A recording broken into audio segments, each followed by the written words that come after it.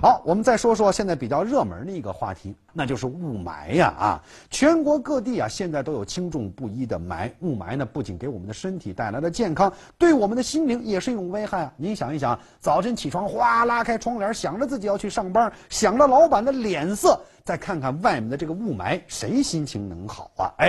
但是雾霾它是社会发展过程当中的一个负面产物，所以治理它是最根本的。那么最近呢，一个荷兰设计师设计出了一款电子真空吸尘器，可以清洁空气来解决雾霾这个问题。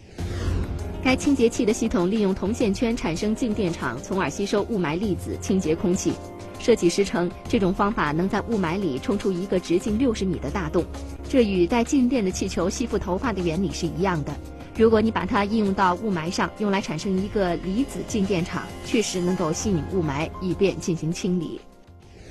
这项研究从某种程度上讲并不适合太大的城市。为什么呢？你埋设线圈的这些费用，你制造这些线圈所消耗的能源，同样也会导致雾霾的出现。另外呢，在很多大城市当中，如果采用这个方法的话，毫无疑问会给我们的无线通讯，包括我们的手机，包括我们的其他的一些设备，都会带来巨大的影响。所以个人认为这个东西不靠谱。那么当然大家也都知道今年的雾霾特别多，雾霾会引起很多的疾病，比如说呢，雾霾可能会引发肺癌。好了，那么接下来呢，我们就来关注肺癌。前不久，北京市公布的癌症疾病谱上公开报道称，目前排在发病第1位的就是肺癌。